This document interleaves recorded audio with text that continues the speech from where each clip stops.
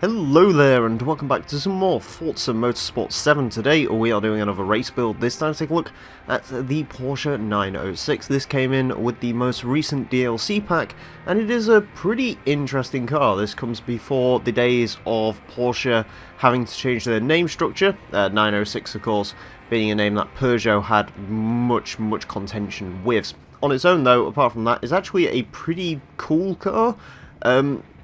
As you're about to see, statistically it is quite weird. Also, speaking of weird, it's very yellow. The window tint's yellow, the rear engine cover's yellow, the lights are yellow. It's very yellow, very French, I guess. Also, yellow engine cover underneath. Yeah, it's a pretty interesting car. No idea what it did in the world of racing, but what I do know is we can actually upgrade it, unlike most race cars, and that's what we're going to do today. It starts at A640, which is pretty interesting when you consider it only has 210 brake horsepower. Although it doesn't weigh a lot. 1,360 pounds weight is not a lot. But we will not be sticking with that stocks engine before we have the choice of a Subaru box unit, a 3-litre flat 6 from a Porsche, and a 6.2-litre V8. We are going to go for the Subaru engine, because I kind of want to do like an STI build on this. I think it could be pretty interesting. We could all-wheel drive swap it. That would probably make it very quick. How fast does the game reckon that makes it? 3.6 seconds? Okay, maybe the game's messed up its gearing or something, but yeah. We're not going to go all-wheel drive. Ooh, that's pretty cool. Unfortunately, that offers no actual aerodynamic benefit, so we are going to have to go for the mustache. But, yeah. That's pretty cool. We are going to also want this rear wing. I'm going to build this thing up probably to R-Class, I think my plan was, if it can get there. If it can't get there, then of course we'll settle for something else, but tyre widths, 225s on the front. Okay, slightly less confident about this build now, and on the rear, 265s. Confidence not growing there either. Oh well, like I said, R-Class is the plan. This might, I don't really want to do S-Class because I do actually want to have some serious power in this. I basically want to make this thing insanely fast and see what happens. That's my plan for it. Definitely going to want a differential. This is an old car after all. We are going to want brakes. We can't upgrade the suspension, which means we're going to have to do a lot of tuning to it.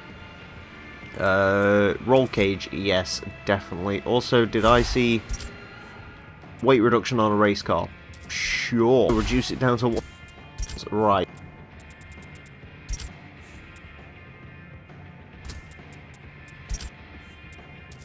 I want upgraded cams, I want upgraded valves, definitely want upgraded exhaust. Jesus Christ, get this thing down to 1,287 pounds. I would like lighter, please. This thing is probably going to be the lightest car I've ever built, come to think of it. Turbo, yes, definitely. But that's probably going to whack a load of weight on. Yeah, we're up to 1,310 pounds.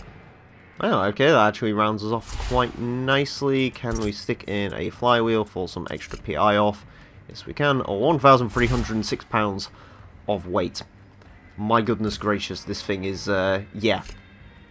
This is going to be quick. I don't know if it's going to be controllable, but it is going to be quick.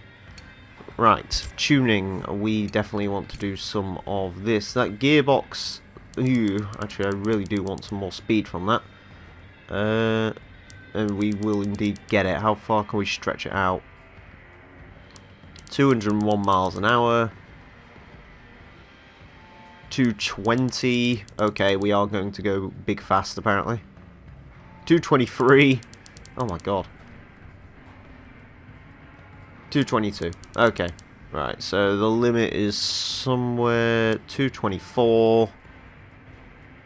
Okay, so it's more up this way. Riveting content here.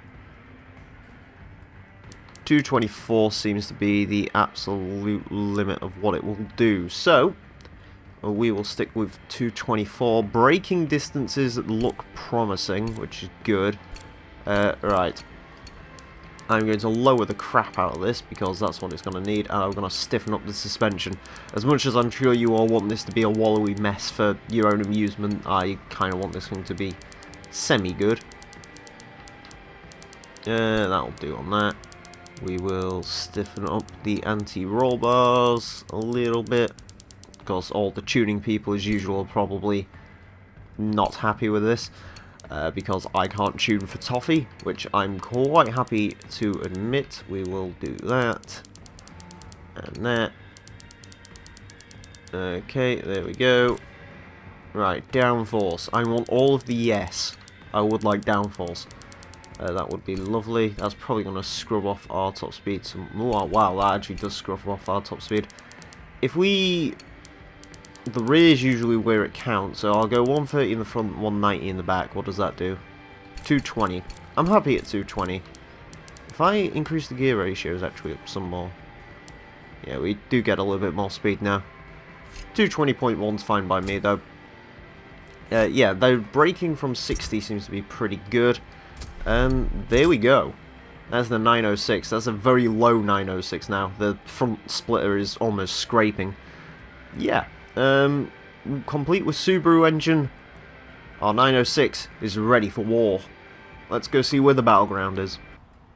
Well, the 906 has taken us to Spa for its race. Let's see how well this gets along in our Subaru engined Porsche. I'm going to go to the third person camera because I just did a thing a minute ago where I basically end up driving into the typical driver's hour parking lot that happens at the start of these races, so I'm going to try and avoid that. Yep, there we go. So we're just going to sort of sit behind, because I actually want the races to be somewhat interesting. So we will sit behind these guys. There we go. Rev counter in the car is absolutely useless because the standard engine revs are pretty high, actually. I quite like the way the car's laid out. Whoa. Okay, this thing is big and fast. Holy crap, this thing is fast. We try to keep it controlled down here. We are doing 180, 187. A aerial atom has gone off. Brakes are excellent. Brakes are real. Ooh. Okay, the Radical decided it wanted to come through. Brakes are absolutely excellent in this thing, which is very good. Bugatti's done a Bugatti. That's what they do. I'm just trying to wrap my head around how quick this thing is. It just accelerates ridiculously. I mean, it has got like 600 odd horsepower, so... Or, is it 600 or is it just off 600? I don't know. Yeah, it's over 600. Yeah. We are making a ton of power, so... do have to bear that in mind. The handling is twitchy. Again, Bugatti doing a Bugatti. I love having R-Class lobbies because you can just sort of see what happens to the Bugattis. They really do not fare well, and apparently neither does the GTA Spano, which is the car which spawned off. Get it? Spun? No. Oh god. Yeah, this thing can't really put the power down in it. You do sort of have to build yourself up for it. I am leading a train of cars, but as you're about to see, I can make them all disappear with one sustained click of the accelerator when we're in a straight line. When we're going around corners, not so much. Yeah, this thing's it's something, certainly. I quite like it. It certainly keeps you on your toes. It's not the typical way I like my cars to drive. The road cars are all just dying today, apparently. The Porsche 918 having some issues. Ooh, try not to crash into the back of said 918, would be nice. Alright, we are with some serious race cars, including the mental Audi. I'm not quite sure what's more mental, this or that Audi. I'd imagine this at this point. Right, got to break through here, got to try and keep to the track limits and all the rest of it. There is obviously many ways to trick that. I forgot what that place is called, El Rouge, but we're not going to do that. Try and find a way past the Audi. He's blocking. He's certainly not afraid to stick his elbows in. He has got the bigger car after all. I'm going to have some understeering issues. It's going to allow him to get past. Whoa. I literally only just for 1 second made one slight mistake, pressed the throttle a little bit too much, and the car almost catapulted itself into the back of said Audi. It's pretty insane. Just how you can put your foot down and everything will be going serene and nice, and then all of a sudden death. Which is not quite what I'd want from this, the 918. I think I'm holding these guys up through the corners. To be honest with you, I think this thing could probably take more speed through the corners than I'm taking, but I just don't trust it because it's just going to keep doing that, which I don't particularly want it to do. There we go. Try and get it back on track now as we come through these lovely S-bends. There we go. I do like Spa as a racetrack, to be honest with you. Don't race here as much as I would like to. The problem is with Spa is in lower class cars it doesn't make a whole ton of sense to come here. Nope, we got some offs. And the McLaren's off as well. I think that's every single road car in this lobby. I mean, obviously we haven't been far enough back to see the Pagani, but yeah. I think that's every single road car I've come across has been off the track at one point. There we go, we are really shifting through that section. And on the brakes again. They're a lot better. Actually, I don't know. They're alright. Got a caution ahead. I don't know if that was me or something behind me. And the game just got confused. Oh, please stop. Please stop. Please stop. Not quite. Okay, we're going to have to use Spa's sizable runoff area. The Audi is going to get past us once again. No, that's fine because we have way more of a run on him than he did on us. El Rouge. Okay, there we go. A little bit sketchy up there, but that's fine. And straight line speed is going to absolutely destroy him. Yeah, we definitely have the straight line speed on pretty much everything in this lobby. Like, the only thing really causing us issues is the Audi. That's the only real big problem in this lobby. Everything else is just like not an issue. Oh god, that's quite scary. When you look back on the rear view camera, it's you sort of remind yourself that you're in an incredibly small car. Like, incredibly small. This thing is yeah, it's not big, which is quite scary. There we go. We're gonna probably go wide. Yeah, a bit of understeer. Not really. I mean, to be fair, I did take a lot of the front aero off. I probably, in hindsight, might have been better to leave that on, but then again, I'd lose my straight line speed advantage. Which, in a car like this, I mean, I didn't reduce the aero that much. I don't honestly know how much more effective this car would be with some added, like, with extra front aero on it. So ultimately, at the end of the day, it doesn't really matter. A straight line, I mean, Spa is a straight line speed track pretty much, so it's a decent mix, but there's a lot of high speed sections where it really helps off a car with a lot of grunt. This is a terrible lap. Yeah, I don't know, I saw that Ferrari in my rear view, and it quickly, speaking of rear view, it'd be nice if I could actually see it. I wonder if this game still has Kinect head tracking. Run the Kinect, anyways. Oh, the Ferrari's gone up. Either the Ferrari went off or we're just stupid fast out that section. To be honest with you, it could be either or. That was our best lap though, despite being incredibly scruffy. Go, Porsche. Right, we are chasing after a Nissan GTR. The GT500 car. So we don't get off track for going off at El Rouge, but we get off track for going slightly off there. Interesting. Right. Gonna get him, and on the brakes. Oh, I broke way too early there. Just didn't see the corner coming up. Someone was blinding me. There's my excuse. Right. Come out of here. There we go. I'm hoping... I mean, to be fair, the race is still quite young. We've still got a couple of laps left to go, so I'm not going to make too many predictions about where I want to finish. I would kind of like a podium as per usual, but we will have to see.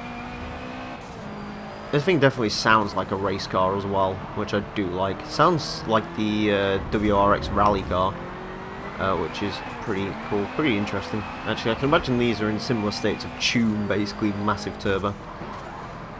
Oh, I'm going to go wide. I'm so going to get the GTR down this sort of back. It's not really a straight, this back section, probably. If I can get a good run out of this next corner anyway. He certainly leaves us through the technical sections. I mean, to be fair, that GTR has got a hilarious amount of grip, so I'd sort of expect that of a GT500. Yeah, you can just sort of see. Straight line speed, he is no match for us. We are going to break through here though, unlike him, who can take it flat out. Yeah, a little bit off the track there, nothing major. Try and get the dive on the GTR. Don't usually this is okay for overtaking spots as long as you don't mind overtaking a bit dirty. There we go, better than Ismo, excellent. Alright, he is dispatched of, oh god, I am so sorry. There we go, we're doing well. That was a hefty collision. That probably would have been the loss of all my legs if that was an actual crash. To be fair, that thing in front of us probably would have exploded. I think that's the McLaren. I don't know. I don't know my Lolas. Can-Am cars particularly well. Yeah, it's a McLaren. Probably the weirdest car McLaren ever made. Anyways, we are up into fourth. First has just buggered off. I don't know what the hell first is in. I'm assuming he sort of missed out on the first corner shenanigans and just clean air. We're definitely not going to get first place. Unless this thing just magically grows bigger tyres. That's the hilarious thing with this, to be honest with you. This had like 305s on all round, should we say? Well, maybe not even that. If I had 265s on the front, 305s in back, this thing could be excellent. Like, truly, phenomenally excellent. The problem is with where this car sits in its class, it's an A-class car. With A640. Everything around it has so much bigger tyres than it. It just does not have the tyre width to really compete with cars through the corners, which is a bit of a shame. Forza Aero and a good throttle response and all the rest of it, that can only compromise. What's the word I'm looking for? It can only do so much, good throttle control and having the Forza Aero. At the end of the day, tyre widths are a big deal in this game. Like, we've Fail Race has proven before. Tyre widths really, if you want like pound for pound lap times, tyre widths are the best way to do it. They may be a little bit costly, but they just give you so much more of an advantage. It really makes sense to always take the biggest tyre widths that you can. And with a car like this, in R class, it just doesn't work. S class, I'd be curious to see what this car's like in S class. The amusing thing with it is, realistically, it wouldn't be hurting for speed. Like, if this thing was S class, it would have essentially, I believe you could put like the WRX motor in there and maybe do like one stage of cams or something like that. Also, we're not going to get our on-track bonus. Oh well. The on-track bonus is stupid anyways, because I'm not even really going off the track there. I've still got a wheel on the thing. But as far as S-Class goes, this might actually be a pretty darn decent car, because you can get a couple of upgrades in the WRX mode. You can probably put it up to 400 horsepower. I mean, hell, if you sort of didn't care for, using something interesting, you could always go for the V8 motor. And the thing is with the V8 is, if you want PI in this game, if you want the absolute best car you can, you're probably using the 6.2 litre V8, because it is just such a powerful engine. It makes 415 horsepower, the game imbalances it a little bit weird. So you usually can make so much more power with the V8, but not really be losing much else. Like, it's weird. And the V8 doesn't even weigh all that much. Like, this boxer engine's probably heftier because, of course, this car comes with an integrated turbocharger. You know, once you start sticking aspiration items onto the V8, that sort of muddies the water a little bit, but it still is the best engine swap, so. Then again, I mean, a V8 in this, I'm driving this with 600 horsepower, it isn't fun. Driving it with the V8, you know, in S-Class, I can imagine it's okay. If you were to, like, fully overclock, I mean, this thing's almost P-Class. Like, I almost want to bring back Silly Car Showdown just so I can have a quick look at this. Yeah. It's utterly mental.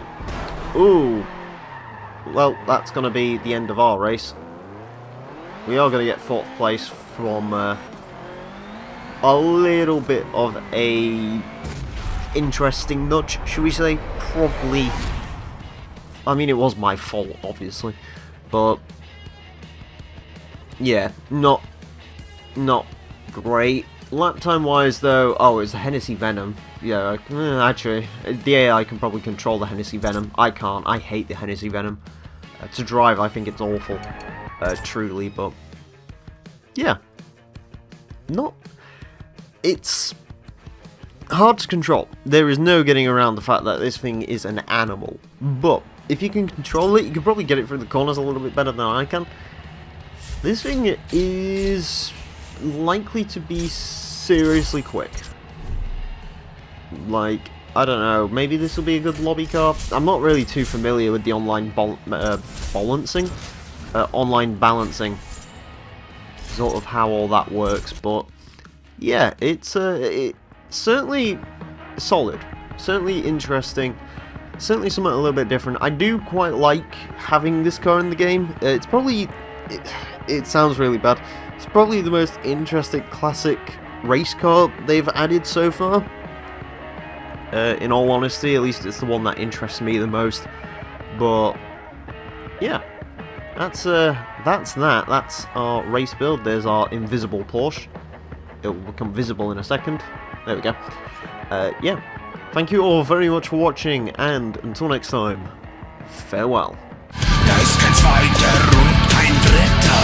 1 und 1, das ist gleich.